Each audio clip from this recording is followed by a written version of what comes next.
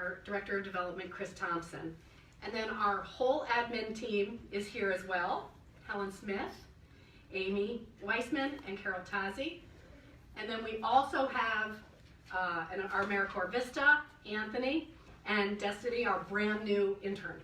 So this is one of our all hands on deck events, and we're thrilled to have you here. At the Schuyler Center, we advocate in support of smart policies that strengthen families and communities by ensuring a strong and healthy start for all, regardless of income, and promoting robust and sustainable public systems that generate positive results for disenfranchised New Yorkers.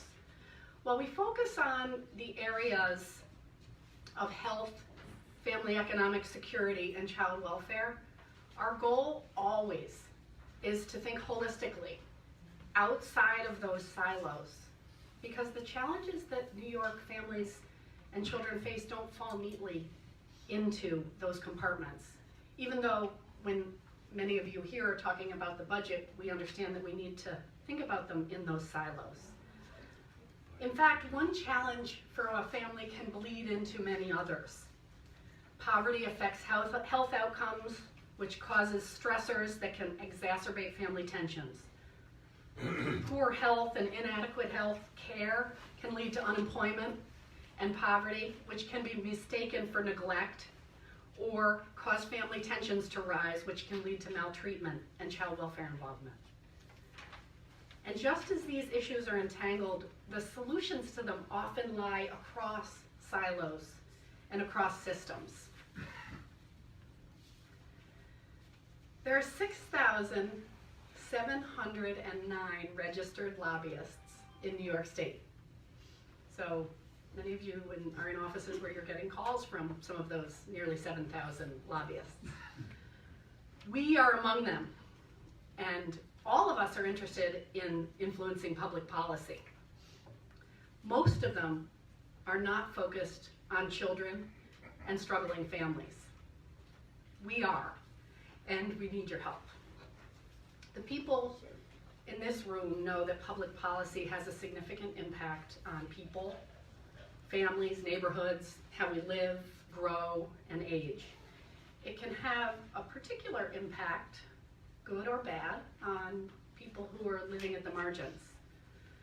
Public policy determines our tax rate, how schools, public health, and child care are funded, the delivery of social services, and where and whether public transportation and other public infrastructure are funded and maintained. Public policy directly affects the opportunities we have and the distribution of resources to individuals and communities. Public policy can make the ground fertile for opportunity, or it can contribute to its desolation. The Schuyler Center exists in New York State to make sure that public policy can't and doesn't ignore the needs of people who can't afford lobbyists. We are a nonprofit organization that works to shape public policy, especially for people at the margins. Lobbyists for people who can't afford lobbyists. We ground our work in these values. The zip code where you grow up should not determine your chances of success in life. And public policy can and should make the ground fertile for opportunity. This all sounds so logical. So what are we up against? Who's the opponent? There are many vested interests that benefit from the status quo. One of the biggest challenges is that most of the solutions or interventions may not bring immediate or short-term gains. That's tough in a political environment. Many solutions and investments will take longer than an election cycle to bear fruit. They will certainly take more than a one-year budget cycle to reap savings. This is a significant barrier in today's political environment. Our job as advocates, and we're all advocates, and as parents and as grandparents and as aunts and as taxpayers, is to convince our leaders, our policymakers to make tough choices and serious investments now that generate outcomes that you may not be able to claim in time for the next election. So our policy team will now share with you data about New York's children and families and present our recommendations for budget and other policy decisions for 2019. We are so happy that you are here. We hope that you'll grab some, of course, some coffee, but some extra materials. Feel free to bring them back to your office, and know that they are also available on our website. So I'd like to welcome Dee Dee Hill.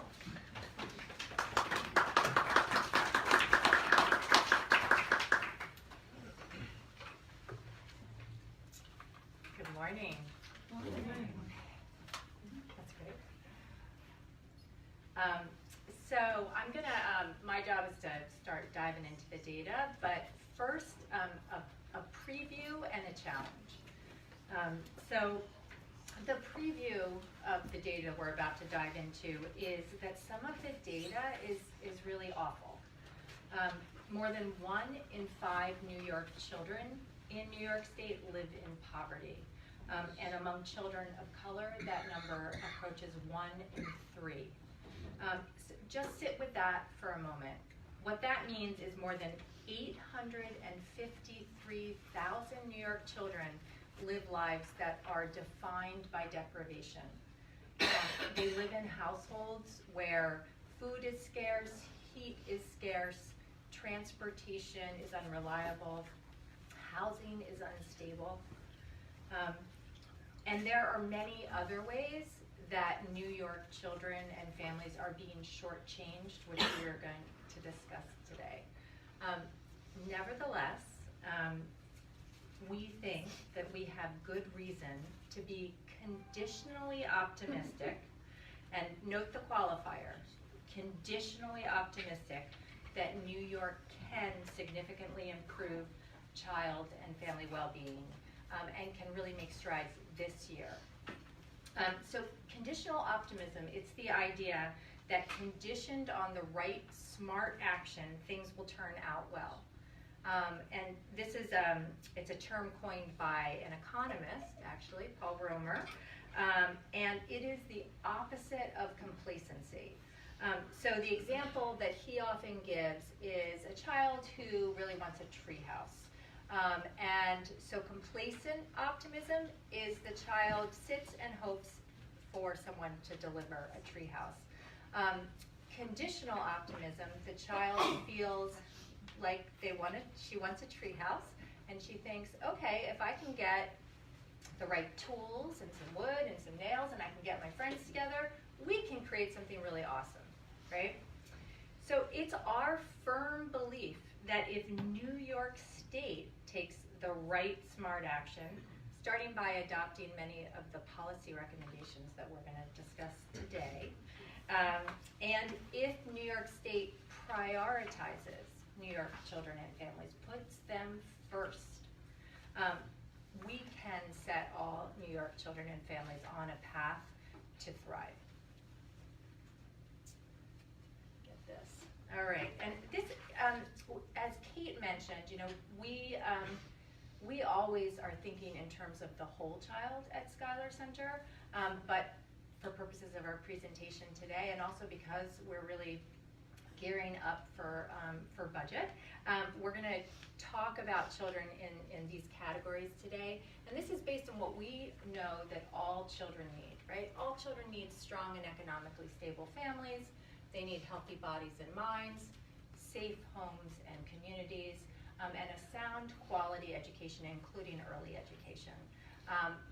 But again, as Kate said, you know, we are always thinking across systems and silos, because really the key to child well-being lies with, you know, among all of these, and all children need all of these things. So with that, I am going to first discuss family economic security, which is essential not only to children's good physical and emotional health, also to their brain development and to their educational success. Poverty, even short stints when children are young, can cause lifelong harm. And yet, as I noted earlier, the child poverty rates in New York State are extraordinarily high, particularly among children of color. And really, in fact, the number of New York children who are experiencing serious economic insecurity is much, much greater than the poverty numbers suggest. Nearly all experts agree that families don't even approach economic security until they have an income of 200% of poverty. And 200% of poverty, to put that in perspective, that's a family of four making with an income of around $50,000 a year. So that's a really tough budget to live on. And when we look at those numbers, we're talking about 4 in 10 New York children are living in financially insecure homes. And what that means is that these families are one car repair, one rent hike, one illness away from a real financial crisis.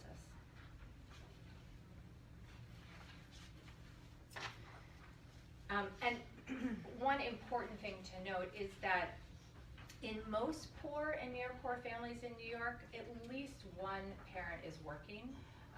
So 65% of children in poor families have at least one parent who is employed at least part-time. So we're really talking about working families. Among the many obstacles that stand between New York working families and economic security is the high cost of quality childcare. New York State ranks among the most expensive states in the nation for childcare.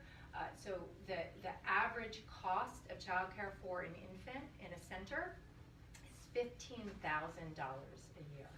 So if you think about a single parent who is earning even our new minimum wage, if you're in that part of the state that has hit $15 per hour, that parent working full-time is making around $25,000 a year. So you can see how very easily, with even just one child in care, that household could be contributing 50% of their income to childcare.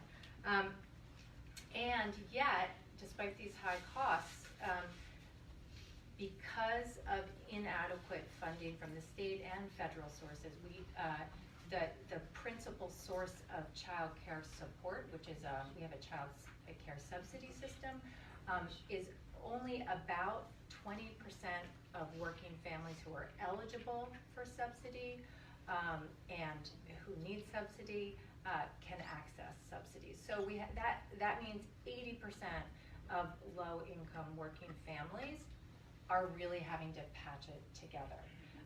And what that means is that families are really facing terrible choices. Either they cut back their hours at work and then get into more of a cycle of financial insecurity, but they got to take care of their kids, or they have to rely on well-meaning friends and neighbors and family who may really not be well-equipped to care for a young child. So this is a problem. And at the same time, 80% of 4-year-olds outside of New York City are still waiting for an opportunity to enroll in full-day pre-K. New York City has achieved universal pre-K for 4-year-olds, but the rest of the state is still waiting. And this is a challenge for New York's working families, and it's a lost opportunity for the state's 4-year-olds. So the bottom line is that the hard work no longer guarantees financial economic security, economic security. Especially if you have to cover the high costs of childcare. The math just doesn't work out. But there are solutions. There are clear steps that New York can take to help low-income working families paychecks stretch further so they can push that rock over the hill to economic security. First, New York should make expanding access to quality childcare a top priority. Low and middle income salaries simply aren't enough to cover the cost of care, and as I noted, about 80% of low-income working families are receiving no assistance from the state with their child care bill. New York has convened a child care availability task force that just commenced in December, and we are very excited. We're a part of that task force and very excited about the opportunity that it presents, and thank you to Assemblymember Jaffe, who sponsored the legislation and made that all happen.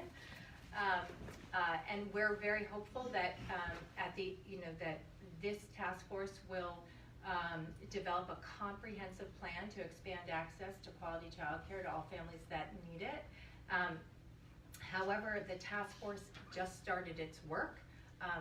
Families need childcare now, this year, and so that is one of the solutions. Is New York State really needs to expand its investment in quality childcare with a particular focus on infants and toddlers. We have a real shortage of appropriate spots for infants and toddlers in New York State right now, and families really can't wait for the task force to act. And second, and relatedly, New York needs to increase the per child subsidy rates, the amount that it provides to providers for each child in care. Right now, the subsidy rates are far too low to cover the rising costs of providing care that providers are facing. And what this has resulted in is providers cannot pay their educators a living wage. Many educators live in poverty or near poverty on their wages.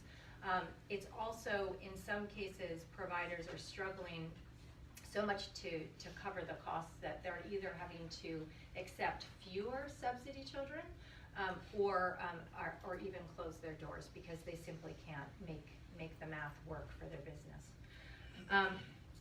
New York should also expand access to full-day pre-K to the 80% of 4-year-olds outside of New York City who cannot access a seat.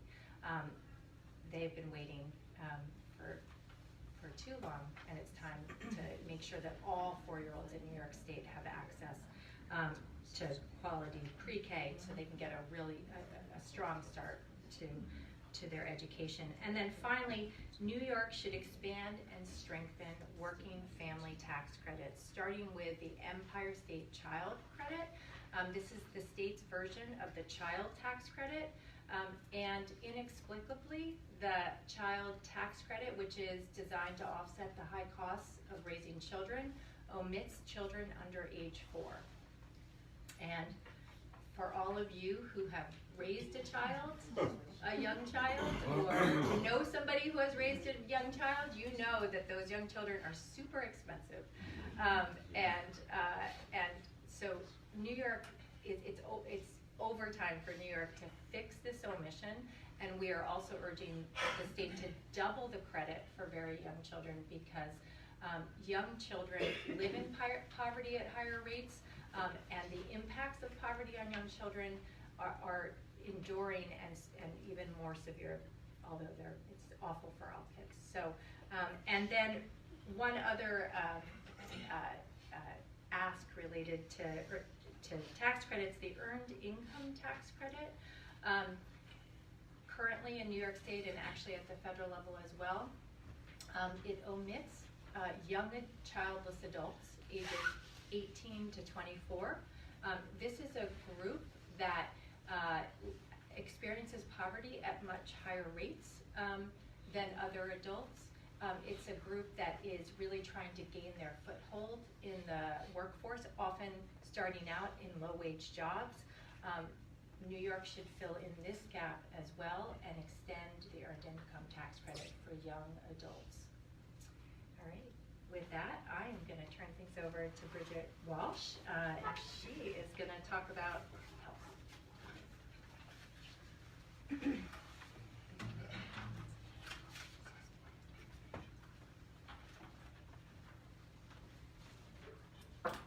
I always follow the tallest person in the room. So let me read you a quote from a task force that was charged with developing recommendations on child health. Even though we discovered such much agreement on what needs to be done, we found the task of developing specific proposals to improve maternal and child health even more formidable than we originally anticipated. It soon became evident that our very mandate was bucking widespread feeling of alienation from government and a rising tide of cynicism and hostility toward all social programs. Sounds like something that you could have heard today if somebody was to generate a report. This is actually a quote from the report of the Select Panel for the Promotion of Child Health that was issued in 1981. The report was commissioned by Congress for President Carter and then was delivered to President Reagan. And at the time, these were the concerns that were raised by that congressional panel. When I was trying to think of how I was going to frame today's context around the health data that we're presenting and the health challenges we faced, I pulled this report back out again and took a look at it, and I found it really instructive even 38 years later. If you were to look specifically, sort of generally at these concerns, you would see that what emerged from the task force seems to speak to a lot of the concerns we have today around healthcare. But when you start to dig down, you'll see that the underlying forces that led to their concerns 38 years ago are a little different from what they are today. And I would argue that, in fact, we have made progress in a lot of these areas, even though challenges remain. Children are receiving more preventive services. Data shows that we're doing fairly well in a lot of the measures, although we could do better. Policies are beginning to integrate two-generation approach to providing services and really addressing the needs of families, but we can do better. There is a growing recognition that we need to look outside the health system for a solution to health problems, but that is starting to happen. And there's also increased awareness of the barriers that prevent individuals and communities from reaching their full potential, and new efforts to shift the focus from disparities to policies that address inequity, including those that optimize the conditions in which children or families are born, grow, live, work, learn, and age. So we haven't solved these problems, but here in New York at least, we've made progress and we've put together the foundation for continued improvement. And I'm going to take a look at a couple of those foundations. In the early 1980s, the national uninsured rate for children was around 15%. When New York implemented our first child health insurance program in 1991, the uninsured rate for children in this state was a little under 11%. We're now down to 2%. So there's a little troubling data now coming out of the national level that points to a slight increase now in the number of uninsured children that requires our continued vigilance as this administration in Washington continues to chip away at the Affordable Care Act. But in addition to children, more adults are now covered than at any previous time, and research shows that parental insurance helps children in multiple ways, including by ensuring that parents are healthy, physically and emotionally, to care for their children. So just having more children and adults covered by insurance frees policymakers and advocates to look at systems, organization, financing, administrative, professional development, and how all these systems can be adapted to support the services children are receiving. And having extensive coverage for adults and children also allows for policy conversations to look across generations and looking at outcomes for children and their families. So another foundation that we've laid has come from the work of the First 1,000 Days on Medicaid. In the summer of 2017, a group representing health providers, child welfare, community organizations, philanthropy, public health, and mental health was convened by the New York State to create a plan to improve the health and development of New York's infants and children. This effort created a 10-point plan which was released in December of that year, and we were very proud that Kate Breslin was vice chair of that effort. And last year's state budget did include seed funding to support the implementation of the 10-point plan, and teams have begun bringing in new partners, researching models, exploring evaluation strategy, bringing groups together. And this initiative clearly lays the foundation to address the concerns that were raised in that task force in 1980. Nearly 60% of New York's children ages 0 to 3 depend on Medicaid, so this effort capitalizes on the levers available to the program to enhance services and improve outcomes. And any policy change that was submitted to that group for consideration had to include collaborative strategies. They had to explain how other sectors were going to be involved in the success of that policy, groups inside and outside government. So clear was the expectation for collaboration that the chairs of that group were from the education sector. And most of the recommendations that were submitted take into consideration the needs of parents as well as children.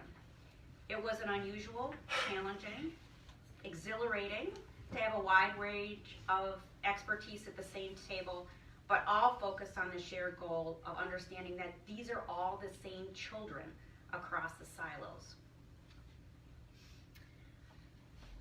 So there is more that we need to be doing to lay that foundation, and that will continue the improvements for maternal and child health in New York. We need to expand and focus more intentionally on equity. It needs to be part of all our discussions on maternal and child health. We need to design more policies that look at outcomes across generations, and that means searching for programs for children and family that are financed and administered outside of the health system. We've done a pretty good job at vertical integration of services from primary care to tertiary care, secondary care. We haven't done that kind of a job at horizontal integration across services or at longitudinal integration, looking at the trajectory of children over time and how over time they touch various systems. So those are some of the areas we need to be focusing. And we also need to think of public health as integral to addressing the needs of children and family, and not, as it often is, an afterthought to public policy. And we need to constantly be asking who else needs to be involved in these conversations and what systems can we collaborate with to achieve better outcomes for children and family. So we haven't solved all the problems outlined in that 1980 report, but we are making progress. And here's a few things we think that should be done to continue that progress. We need to continue to fight to protect the healthcare coverage from threats coming from Washington. This fight is not over. We're now starting to hear that the administration is raising the specter of block grants again for Medicaid. So we have to continue our vigilance on that front, and we need to continue to monitor whether or not this change in coverage for children will continue. There was a slight decrease in coverage for children. We need to continue to monitor that and make sure that we're putting every effort in place to ensure that all children in the state have insurance. We need to continue to expand the efforts that are underway to improve screening for developmental delays in children as well as maternal depression. Ensure that there's appropriate and timely referrals as well as adequate treatment available for families. There's many efforts that are already underway in the state that are beginning to gain traction, and we're involved with efforts to expand screening and treatment in these areas. We need to continue to focus on finding ways to connect what's happening to children and families in their homes to the communities and the health system. We also need to focus on strengthening New York's public health infrastructure to make sure it has the capacity to prevent disease, promote health, prepare for and respond to both emergency threats and the continuing challenges of chronic disease. This includes a strong and stable public health workforce and state-of-the-art data systems for public health so that it can truly be integrated into the rest of the health system. With that, I'm going to turn it over to Carmen.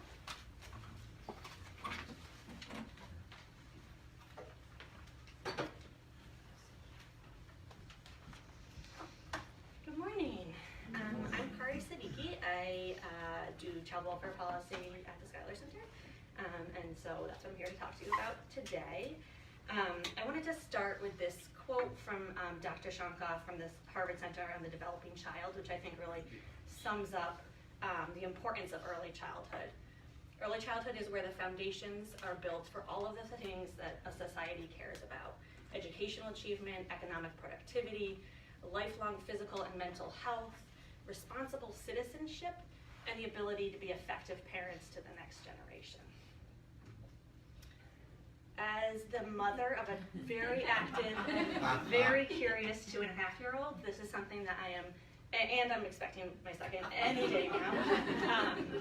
I'm very aware of this. I am keenly aware of the importance of the early years in child development and setting our children up for stable, healthy, and successful futures. Every day I watch my son discover new vocabulary, new knowledge, new skills, and a new understanding of the world around him. I also witness the profound impact that events, even very minor events to my mind, have on his brain, on his understanding of the world, his memory, and the way that he approaches new experiences. And as a policy analyst, I'm very aware of this. I'm very aware that adversity in early childhood profoundly impacts us throughout our lifetime, showing correlations with health outcomes like heart disease and diabetes, but also with life outcomes like job attainment, education, and risky behaviors like substance abuse and smoking. And what you see here is data that we're just starting to collect in New York around adverse childhood experience, so that early adversity in childhood and how that impacts New Yorkers. You can see that it is very prevalent, that these experiences are very prevalent among New Yorkers. You can see that more than half of New York adults report having experienced at least one ACE, and that about 45% of our children are reporting, or their parents are reporting that they've experienced ACEs as well. It's also notable that among very poor New Yorkers, ACEs are very prevalent as well. More than 30% of those growing up in families with an income of $15,000, which is extreme poverty, have experienced 3 or more adverse childhood experiences.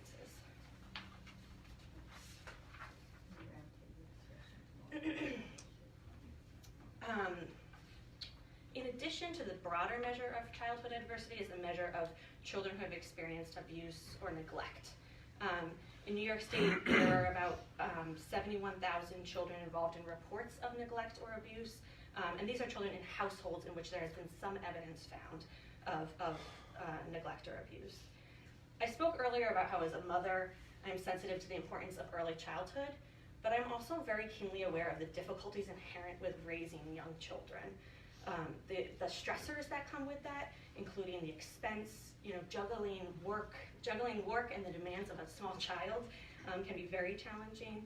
Exhaustion, anxiety, and as my 2-year-old expresses his very much 2-year-oldness, I'm also very aware of the frustrations that come with trying to practice positive parenting with a child who does not want to listen to you. And then you pile onto that additional stressors that are really very much a reality for many of our families. Things like poverty, hunger, housing instability, mental health and substance dependency, and a parent's own history of trauma. And we can begin to understand how this happens, how our families come into contact with the child welfare system. We also begin to understand how almost 75% of reports of abuse and neglect are actually of neglect. As my colleagues before me have all stressed, our families really need support. They need real support. This is not just an issue for the child welfare system. This is an issue across all of our systems that we need to be better supporting our families to address the issues that they are facing, like, again, poverty, substance abuse, mental health, so that they're then able to provide the care, attention, and resources that their children need to thrive. In New York, we've made tremendous strides in terms of keeping kids out of foster care and providing their families with preventive services. Although I should note that the preventive services are limited to children who are at risk of entering foster care. While we don't have statewide numbers on children receiving preventive services, we know that in New York City alone, in 2017, 44,000 children received services through the preventive system. And over the past decade, the state has dramatically reduced the number of children who are entering foster care. by more than 10,000 over the past 10 years or so, and even more dramatically since the 1990s. In fact, in 1995, there were almost 54,000 children in our foster care system. Just think about that for a second. That is a huge number of children, and we're now down to about 16,000 children statewide in foster care in New York. So we know prevention is working. We know our efforts are working to keep kids out of foster care, but as always, we know that there's more we can do to ensure that children and their families are receiving services and not even coming into contact with the child welfare system. We also know that when children do enter foster care, their placement and their experience within the system can vary greatly around the state. We're a county administered system, which means that foster care and other services look very different in different parts of the state based on the way that the county administers them.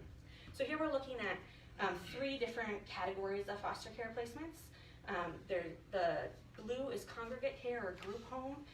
These are children who are placed in residential facilities, really intended for children with higher needs for treatment, and also for shorter periods of time. The orange is foster boarding homes. This is probably what you think about when you think about foster care.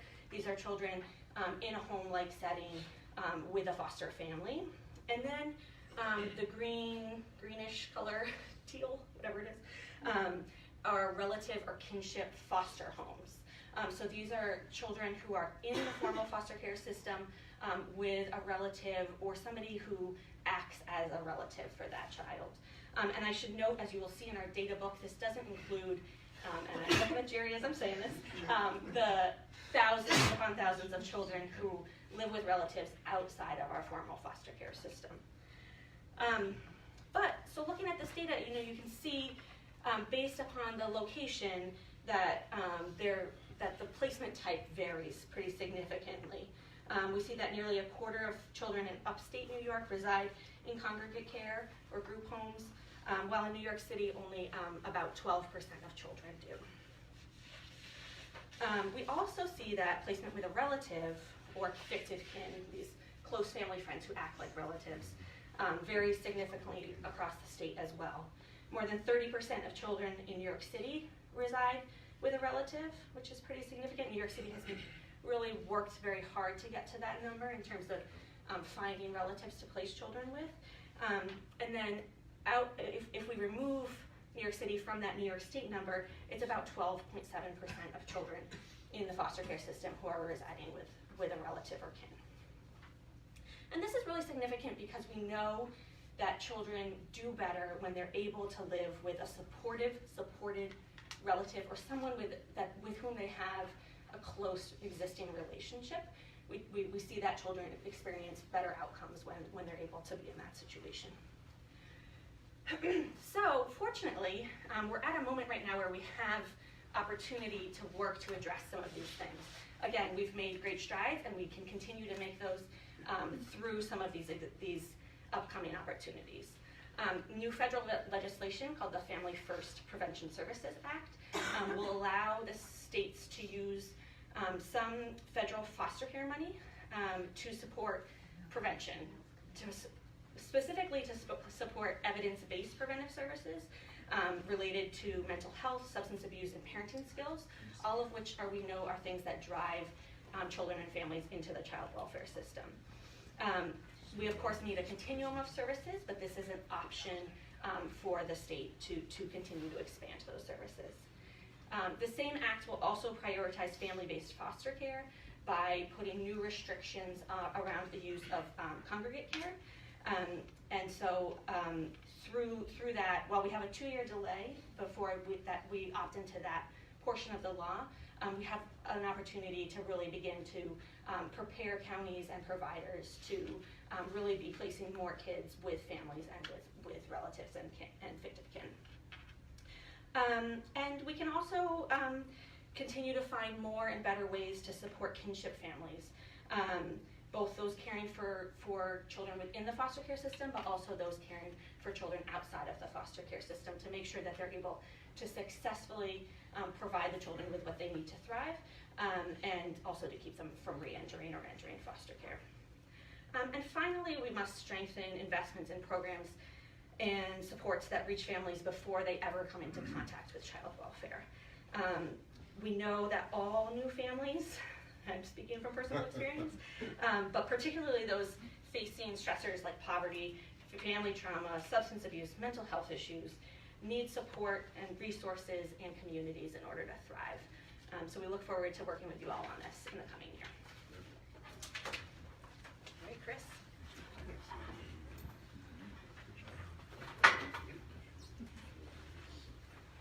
All right, well, thank you team so much for such critical and comprehensive information that allows us to make better choices for our state. Thank you all for joining us today. Right now, I'm gonna pick on the teammates a little bit and ask you some questions, starting with Dee Dee. You mentioned that improving wages for the child care workforce is critical to expanding access to quality child care. Can you please talk more about that? Okay, yes, I can.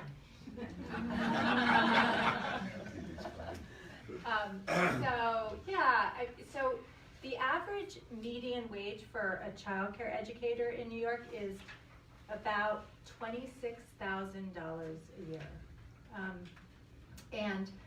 According to a report out of Berkeley, I'm going to tell you the exact place, Center for the Study of Child Care Employment, New York ranks 49th in the nation for the salary of the child care workforce when you adjust for cost of living.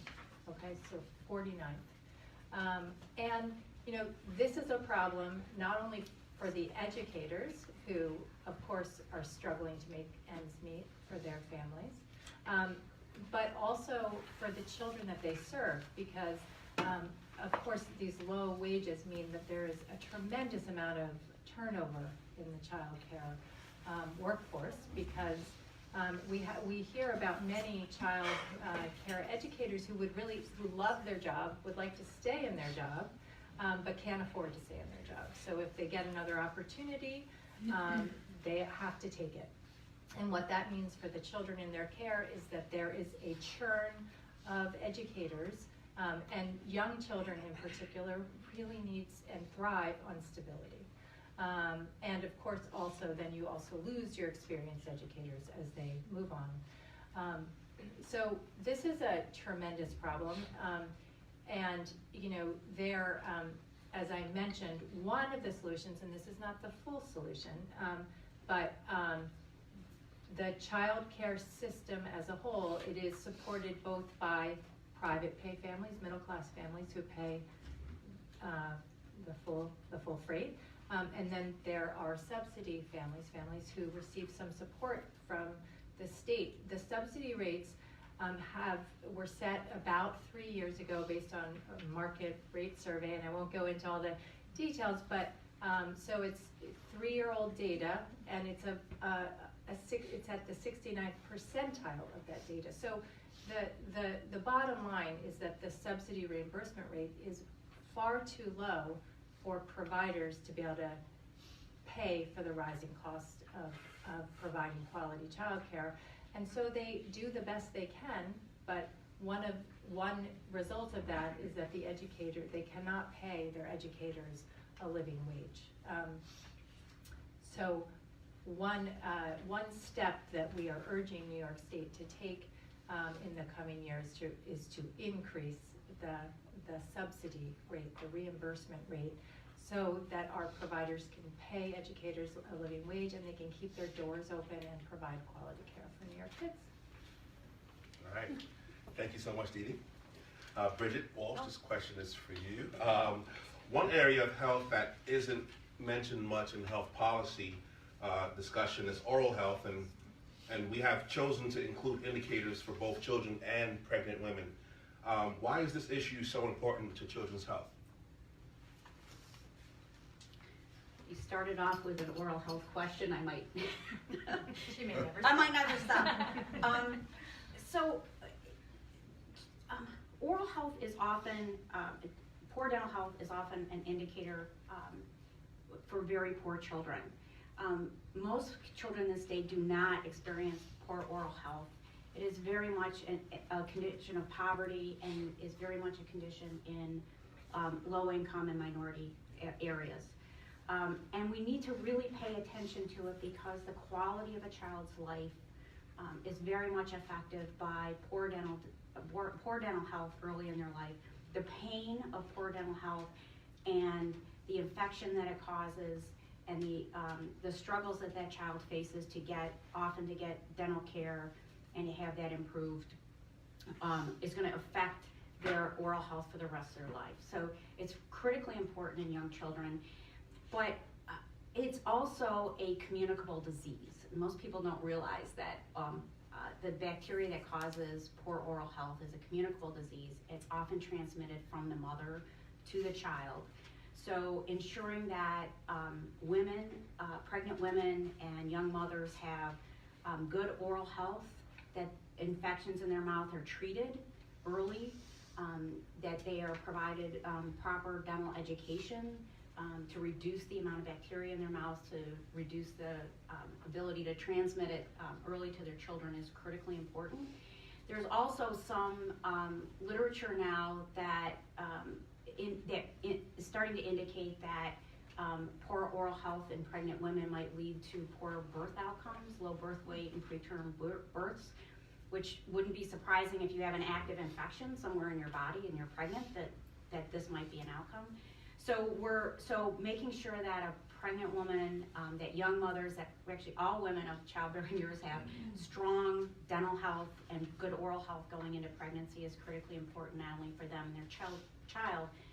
And this is one of those important sort of two-generation approaches that we really need to be looking at. The oral health of the child is very much affected by the oral health of their parents and the environment in which they live, the food that they're receiving, the education they're receiving, their access to dental supplies and dental education is really important. So this is a family issue, and we really need to be doing education and working with families to address dental disease in young children. So it's a real opportunity for us to look at two-generation approaches to oral health. Thank you, Bridget. And last but certainly not least, Kari Siddiqui. Thank you for staying with us. This question is for you. Listening, you mentioned new federal legislation that will be going into effect and making substantial changes to child welfare policy. Can you talk a bit more about how this will impact New York State and any opportunities within those changes? Sure. Another favorite question. Yeah, thank you, Chris. Earlier this year, the feds passed legislation, like I mentioned, called the Family First Act, that really profoundly changes the way that we're going to approach child welfare in the state. It will allow some funding shifts of dollars that have only ever been spent for foster care to be used for prevention. And also really attempts to change refocus the system more on family-based foster care and less on the use of congregate care. There are, of course, huge challenges to this because it is a total sea change in our approach to child welfare and will really impact the state in terms of implementation. The state has chosen to take a 2-year delay, which will allow us a period to begin to prepare for this implementation so that when it comes, counties, providers, we're all ready to implement. Skylar, we co-lead an initiative called the CHAMPS New York Initiative that's focused on promoting family-based foster care and improving outcomes for young people who come into our foster care system. And so, we're really looking at this as an opportunity to begin to support counties as they make these shifts so that they're able to find relatives to place kids with, so that they're able to remove any barriers for those relatives, so that they're able to recruit and retain foster families. Of course, they're all already doing this work, but it becomes even more important with the implementation of this new legislation. So you'll see in our materials that we have handed out, we have some proposals around how to get there. But I think, it's something we should all be keeping our eye on as we move through the next couple of years, in terms of, how the state is readying itself, and then, what's going to be happening in New York and around the nation in child welfare. It's an exciting, it's a challenging and exciting time, I think, all around. All right. Thank you. These guys are pretty good. Thank you so much. Before I close us out, I realized that I was remiss in not identifying one really important member of our team. I identified everybody on our team except for Laura Castle, who's the coordinator of Medicaid Matters New York, which is a coalition of over 100 individuals and organizations that advocate from the point of view of the Medicaid consumer, and we try and advance policies that are focused on how our Medicaid program, which is the health insurance coverage program for low-income and disabled people, including kids and families, can really use that investment as wisely as possible to help people who need it. So my apologies, Lara. It was 35 years ago that the late Governor Mario Cuomo, in his speech at the Democratic Convention, spoke of a tale of two cities, where students can't afford the education they need, they are more poor than ever, more families in trouble, more and more people who need help but can't find it. Does it sound familiar? We'll be waiting today to see whether Governor Andrew Cuomo will put resources in his budget proposal to make the ground fertile for low-income families. In 2015, 4 years ago, he noted that we have chronic high poverty in many urban areas, and that income inequality is at its highest point in over a century. And he said that it is time for big and bold, it's time to be bold, and that we need big solutions. It will be important this year to make sure that the words are backed up by investment. We know that there are things that work. We have the tools. We've talked about some of them today. But in order to get the returns, we need to make the investment. So we are thrilled that you all joined us to talk about these issues here today.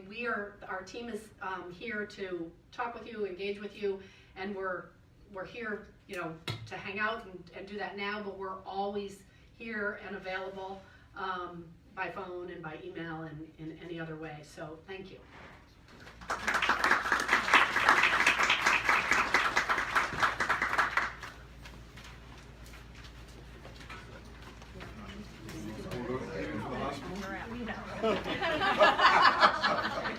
I would have left already.